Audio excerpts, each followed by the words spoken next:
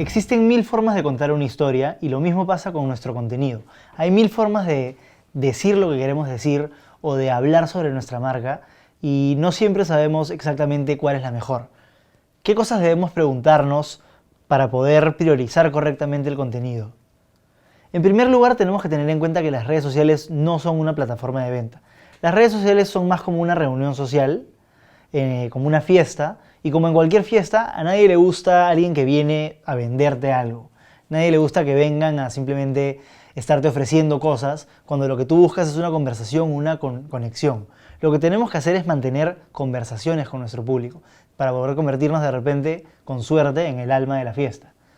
¿Cómo puedo mantener esas conversaciones constantes con mi público? Hay una serie de cosas que podemos hacer. Lo primero es teniendo contenido adyacente a los intereses de nuestro público. Como lo mencionamos varias veces antes, el posicionamiento se hace no hablando de ti mismo, sino hablando sobre cosas que te interesan. Si eres una marca ecológica, hablando sobre el mundo, sobre lugares bonitos para visitar, sobre espacios que están en peligro de tala o de extinción. Hablando de ese tipo de cosas, podemos realmente tener un tipo de conversación en la que invitemos a otras personas a participar. Ese tipo de contenido siempre genera conversaciones porque siempre vas a encontrar a alguien de tu nicho que realmente esté interesado en lo que tú estás hablando. La otra forma que podemos generar más valor y una conversación es agregándole valor a nuestro cliente directamente. ¿Cómo hacemos eso? Por ejemplo, podemos hacerlo con tips relacionados a el producto que vendemos o de repente una mejor forma de hacer algo relacionado a nuestra industria. Una de las marcas que hace esto muy bien es Lebel. En general, las marcas de belleza hacen muy bien esto porque suelen ofrecer tips de maquillaje o nuevas formas de hacer algún tipo de tratamiento que de repente muchas personas no pueden saber hacer, y al ver los videos y el contenido de la marca están aprendiendo a hacer estas cosas nuevas. Al aprender no solamente les agregas un valor, sino que ese valor está directamente relacionado a tu marca y por ende a tus productos.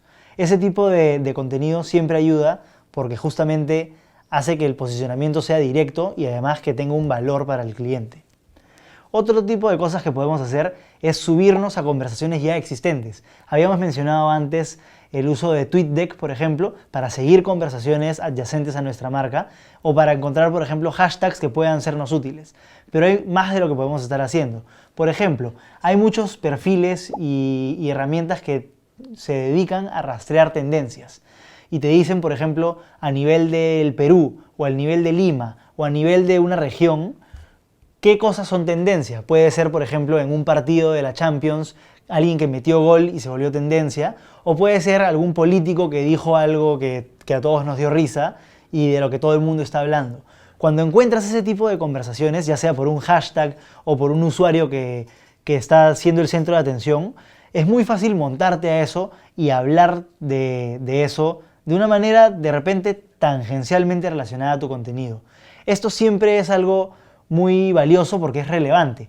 Te enseña y le enseña a tus consumidores que tú también estás formando parte de las mismas conversaciones, que eres parte del mismo ambiente o entorno que tus consumidores. Esto no solo te humaniza, sino que te acerca más a las personas y hace que tu contenido tenga mucho más resonancia.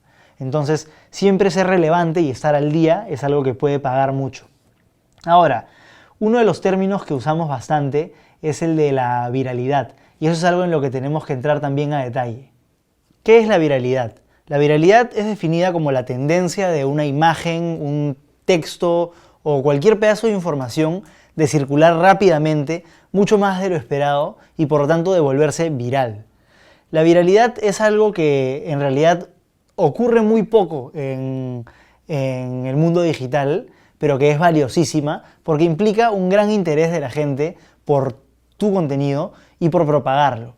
Si es que miramos estadísticamente cuántas cosas se vuelven realmente virales en el tiempo, veremos que en realidad son muy pocas. Pero igual hay muchos factores que pueden ayudar a que algo tenga más probabilidades de volverse viral.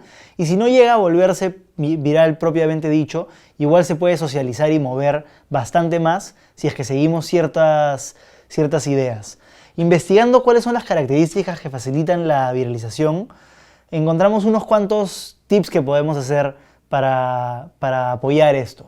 El primero es que hagamos contenido emocional. Todos hemos visto de todas maneras a las marcas que hablan en el Día de la Madre sobre, por ejemplo, el cariño que tiene una mamá, o en el Día del Padre de las cosas que hace por ti tu papá. Ese tipo de contenido suele tener éxito porque justamente nos mueve un poco los sentimientos y nos da ganas de realmente compartir las cosas que estamos viendo. Todos tenemos una mamá o una tía que siempre comparte cosas en las que habla de cuánto quiere a sus hijos. Todo eso es porque la emocionalidad nos lleva en verdad a mover, a querer conversar, a querer contar cosas. Entonces las cosas emocionales siempre tienen buenas probabilidades de volverse más virales que las cosas que no lo son.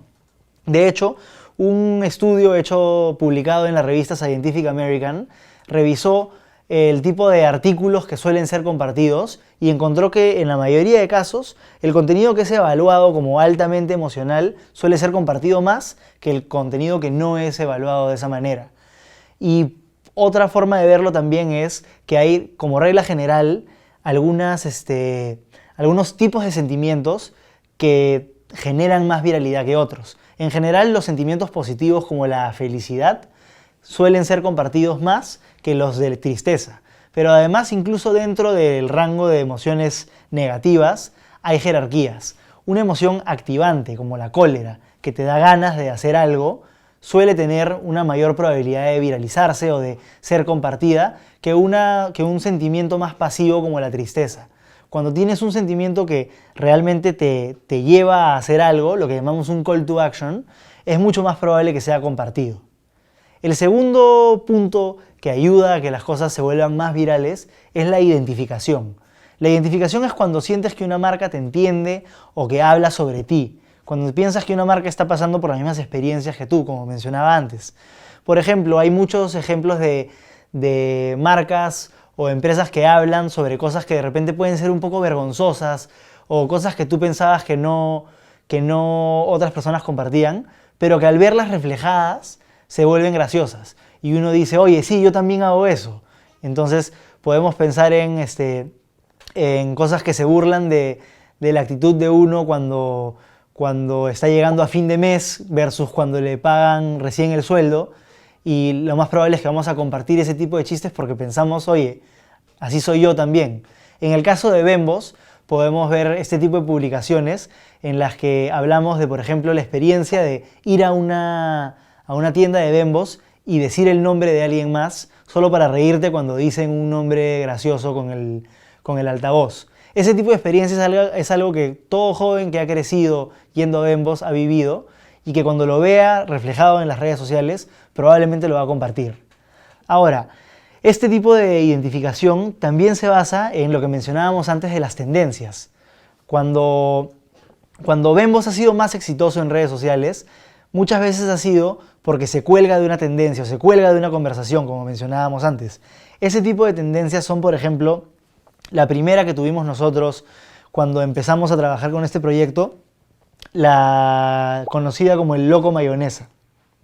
El Loco Mayonesa era un chico que fue grabado sin saber en un estado de ebriedad y un poco molesto gritándole a un trabajador del local de Sanguchón Campesino, un local de sándwiches de Perú.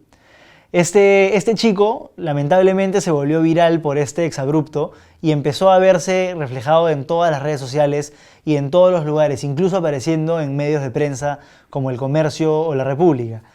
En este furor por hablar sobre este chico que había sido grabado en este estado tan vulnerable, digamos, nosotros decidimos hacer un comentario también en un contexto en el que pocas marcas se atrevían a colgarse de tendencias todavía.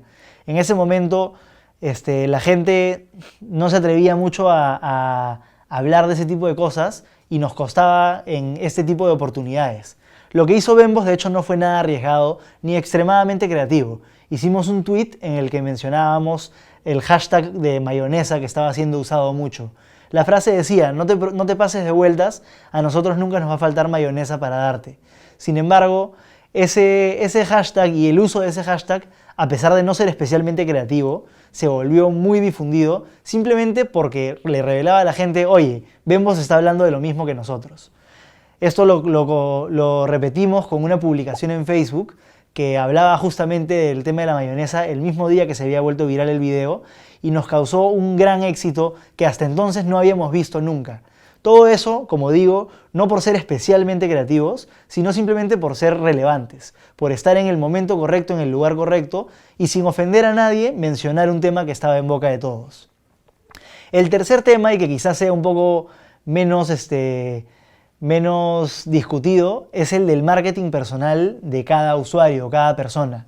Facebook es una red social en la que la gente habla mucho de sí misma y se presenta a sí misma al mundo. Es como una especie de currículum público para todas las personas que nos rodean. Nuestros perfiles personalizados hablan mucho de nosotros y las personas constantemente estamos compartiendo cosas en la esperanza de hablar no solamente de las cosas que compartimos, sino de nosotros mismos también. Las personas suelen publicar, ya sea porque hablan de las películas que les gustan o de las creencias que tienen respecto a los derechos de los animales, siempre van a hablar sobre cosas que les interesan a ellos con el interés de hablar de sí mismas. Entonces, tenemos que tener cuidado de publicar cosas que, si es que son compartidas, hagan a nuestro público hablar también de sí mismo o incluso hacerlos quedar bien. Si nosotros tenemos valores que consideramos que otras personas pueden compartir, hablemos de esos valores, porque al hablar de esos valores dejamos que la gente nos use para hablar de sí mismos.